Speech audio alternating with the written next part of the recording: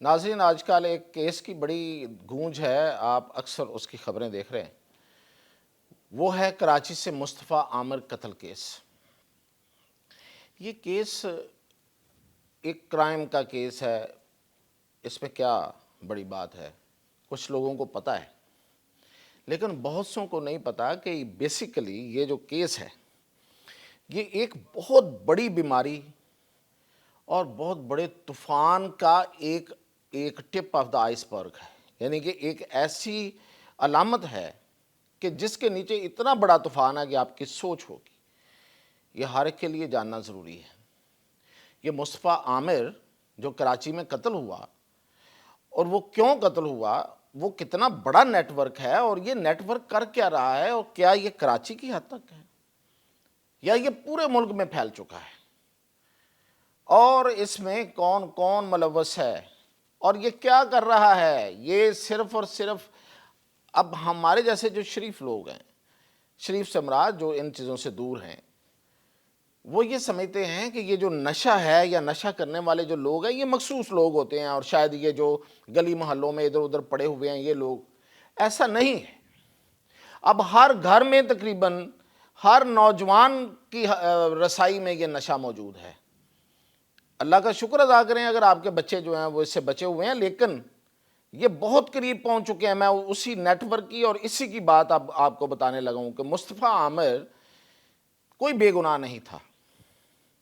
مصطفیٰ عامر بھی ان لوگوں میں سے تھا جو نشے بیچتے ہیں، جو نشے کا کاروبار کرتے ہیں، جو نوجوانوں کے طرف لاتے ہیں، اور یہ اتنا بڑا نیٹ ورک اور اتنا یہ آرگنائزڈ ہے۔ دیکھیں یہ کیا کرتے ہیں، یہ نہ صرف مصطفیٰ عامر کے ابھی وارنٹ نکلے ہیں، فوت ہو گیا ہے، وارنٹ نکل آئے ہیں۔ اگر یہی مصطفیٰ عامر جو منگوا رہا، یہ جو نشہ اس نے لاہور سے منگوایا تھا، آج اس کا کیس سامنے آیا آج کہ مصطفیٰ عامر نے لاہور سے تیمور بن کے، تیمور کے نام سے اس نے ایک کوریئر کمپنی کے ذریعے ویڈ منگوائی تھی۔ ایک نشہ ہوتا ہے وہ، اس وقت تو کسی ادارے نے اگر اس کو پکڑ لیا ہوتا تو بیچارہ شاید قتل بھی نہ ہوتا، اس کی جان بھی بچ جاتی، اور کتنا بڑا نیٹ ورک جو ہے وہ اسی وقت انرتھ ہو جاتا۔ ابھی بھی یہ انرتھ نہیں ہونے دے رہے، اس نیٹ ورک کو بے نقاب نہیں ہونے دے رہے، میں آپ کو بتا رہا ہوں۔ اور کراچی میں ڈی ایچ اے اگر یہ کہا جائے کہ پورے کا پورا نشے میں ڈوبا ہوا ہے تو کوئی غلط نہیں ہے۔ اب آپ دیکھیں نا کیسے کیسے لوگ سامنے آ رہے ہیں۔ ایک اداکار ہے ساجد حسن، اس کا بیٹا بھی، اس پہ بھی کیس ہے، اس نے بھی نشہ منگوایا تھا، وہ بھی نشہ منگوا کے آگے بیچتا تھا۔ یہ کتنا بڑا کاروبار ہے، کتنا زیادہ پیسہ ہے اس میں کہ ہر کوئی اس میں ملوث ہے۔ اس کی وجہ یہ ہے کہ یہ محفلیں ہوتی ہیں لڑکے لڑکیوں کی، یہ ہر جگہ کراچی میں جگہ جگہ ہوتی ہیں، وہاں نائٹ کلبز ہیں۔ کس کو نہیں پتا، کس کو نہیں پتا ان نائٹ کلبز کا، اور ان نائٹ کلبز میں پوری پوری رات یہ نشہ کر کے لوگ یہ محفلیں کرتے ہیں۔ اور ایڈکشن، یہ جو صرف نشے کی ایڈکشن نہیں ہوتی ہے، اس میں پھر سیکس ایڈکشن بھی ہوتی ہے، اور جوڑے بدلے جاتے ہیں، ایک دوسرے کے ساتھ سویپ کیے جاتے ہیں، اس کا جوڑا اس کے ساتھ، اس کا یار مطلب یہ انتہا ہو چکی ہے۔ اور یہ وہاں تک نہیں ہے صرف، ڈی ایچ اے کراچی تو نو ڈاؤٹ ڈوبا ہوا ہے ویڈ کے نشے میں اور آئس کے نشے میں، اور کون کون سا نشہ نہیں ہے۔ وہ شرجیل میمن صحیح کلپ رہے تھے کئی دنوں سے، کئی مہینوں سے، لیکن کیا یہ صرف کہہ دینا کافی ہے؟ کتنے ادارے ہیں دیکھیں، ایکسائز، کسٹمز، رینجرز، اے این ایف، اپنا یہ اپنی ایف آئی اے، کتنے ادارے ہیں، کوئی نہیں پکڑتا ان کو۔ ابھی یہ میں اس کی ہسٹری تھوڑی سی بتا دوں۔ جس ارمغان نے جس مصطفیٰ عامر کو قتل کیا ہے، اس کی ہسٹری یہ ہے کہ وہ 2019 میں اس پہ، جب اس کی عمر جو تھی وہ کتنی تھی، 22 سال، تو یہ 2019 میں یہ پکڑا گیا اور 1 سال یہ رہ کے آیا جیل میں۔ اس کے بعد 2023 میں پکڑا گیا تو یہ صرف 12 دن رہ کے آیا۔ یہ ہے ترقی۔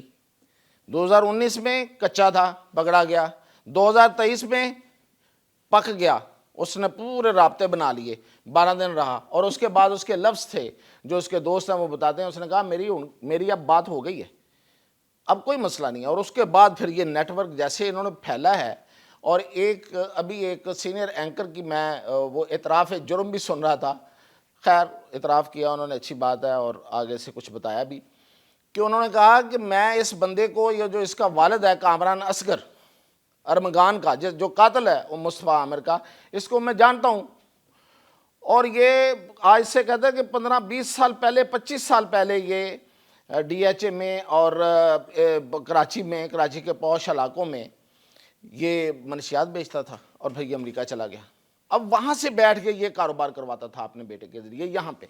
یہ انٹرنیشنل گینگ ہے، اور یہ لاہور تک پھیلا ہوا ہے. چھنگا مانگا میں پارٹیاں ہوئی ہیں پچھلے دنوں، یہ جو کامران اصغر ہے ان پارٹیوں میں بھی شریک رہا ہے. اور یہ ہمارا جو گلبرگ لاہور ہے وہ بھی اسی طرح ہی ہے. اور ڈی ایچ اے، آپ رات کو چلا ذرا مطلب مشکل ہوتا ہے، نکلے اپنے اس ڈی ایچ اے لاہور میں اتنی تیزی سے وہ ڈالے ادھر ادھر گھوم رہے ہوتے ہیں. وہ کون لوگ ہیں جو ریش ڈرائیونگ کر رہے ہوتے ہیں؟ یہی نوجوان ہیں جو نشے کر کے باہر نکلتے ہیں. ویسے بچ کے رہنا چاہیے، اتنے ایکسیڈنٹس بھی کرتے ہیں. تو یہ حالات ہیں ادھر بھائی، ادھر سب کچھ ڈوب چکا ہے. اور یہ اتنا بڑا نیٹ ورک ہے کہ اس میں، اچھا اب یہ ہوا کیا ہے، لڑائی کیا ہوئی ہے، یہ کیسے یہ سامنے آیا؟ لیکن ابھی تک سامنے نہیں آیا. میں کہہ رہا ہوں نا، یہ پورا نیٹ ورک جو ہے یہ کہاں تک پھیلا ہوا ہے. میں نے تو آپ کو بتا دیا ہے، جو قانون نافذ کرنے والے ادارے ہیں وہ ان کو پکڑنے پہ راضی نہیں ہیں، وہ نہیں پکڑنا چاہتے ہیں. اس لیے کہ اتنا پیسہ آتا ہے، اتنا پیسہ آتا ہے کہ آپ کی سوچ ہوگی بھئی، مطلب پیسہ آ رہا ہے آپ کے پاس، اور آپ کے پاس دولت کے انبار لگتے جا رہے ہیں. کوئی جاتا ہے بھاڑ میں تو جائے.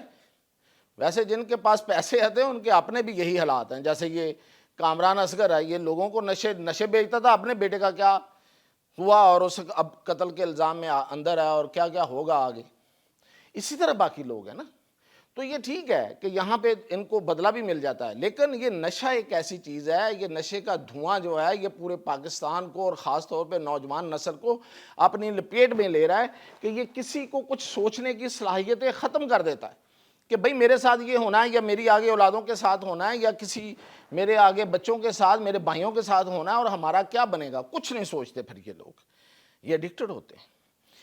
تو اب یہ اصل میں یہ پکڑے اس طرح سے گئے ہیں کہ مصطفیٰ عامر جو ہے یہ کسی کے ساتھ مل کے، کوئی بڑا بندہ جی، لا انفورسنگ ایجنسیز کا کوئی بڑا بندہ، وہ اس پورے نیٹ ورک پہ جو ارمغان چلا رہا تھا، ارمغان آرمی کے نام سے وہ چلا رہا تھا. پتہ ہے آپ کو اس کا جو نام ہے جو سوشل میڈیا پہ تھا وہ تھا ارمغان آرمی.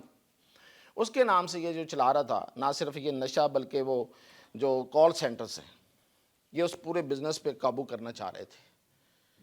یہ مصطفیٰ عامر کے ساتھ وہ کو بڑی شخصیت سے مطلب پاورفل جو لا انفورسنگ ایجنسی کا بڑا افسر ہے، وہ اصل میں اس پہ قابض ہونا چاہ رہا تھا کہ یہ جو ارمغان کا پورا نیٹ ورک ہے یہ مصطفیٰ عامر کے ذریعے اس پہ قبضہ کرے اور مصطفیٰ عامر کو آگے لگائے. اس لیے ارمغان نے قتل کیا. باقی سب کہانی ہے کہ وہ لڑکی ہے اور یہ ہے اور وہ ہے. ان محفلوں میں لڑکیاں نہیں ہیں تو اور کیا ہے؟ اور لڑکی تو عام سی بات ہے وہاں پہ، مطلب لڑکا لڑکی اور ساری چیزیں. یہ محفل جب کوئی بندہ نشے کے اس میں ڈوبا ہوتا ہے تو وہ سب کچھ ہوتا ہے. پھر اس میں کوئی لڑکی کو نہیں بات ہے، اور لڑکیاں اتنی ہی ہیں جتنے لڑکے. اور وہ ناراضگیاں اور صلحیں اور یہ تو عام سی بات ہے وہاں پہ. روزانہ بریک اپ ہوتے ہیں، روزانہ پھر واپس آتے ہیں، اور ادھر سے ادھر سے ایک پورا ایک دوسرے کے ساتھ. کوئی ادھر سے ٹوٹتا ہے تو ادھر جڑ جاتا ہے، ادھر سے جڑتا ہے ٹوٹتا ہے تو ادھر جڑ جاتا ہے. یہی تو چلتا ہے رات دن. اور اس میں پیسہ بھی اتنا زیادہ ہے کہ اندھے ہو جاتے ہیں. تو یہ اصل میں یہ کاروبار پہ قبضے کا گیم تھی جس کی وجہ سے مصطفیٰ عامر قتل ہوا ہے. تو یہ اب تک کی یہ سٹوری ہے. اور میں مطلب یہ اتنا وسیع ہے اور اتنے طاقتور لوگ ہیں کہ میں ان کے نام بھی نہ لے سکوں آپ کے سامنے، لیکن میں اداروں کے نام میں نے لے دیے ہیں. اب یہ کبھی بھی یہ پوری کوشش کریں گے اس کیس کو دبانے کی، اس لیے کہ وہ نہیں چاہتے کہ یہ پورا نیٹ ورک پکڑا جائے. تو یہ ہے اصل میں مصطفیٰ عامر کی کہانی. باقی یہ جو روزانہ آ رہی ہے وہ اس میں ڈیولپمنٹ ہے کہ یہ جو وہ لڑکی تھی، وہ لڑکی تھی، بہت سی لڑکیاں ہیں، وہ ایک لڑکی تھی. اصل کہانی یہ ہے. تو مزید اس پہ جو بھی اپڈیٹ ملے گی انشاءاللہ آپ کو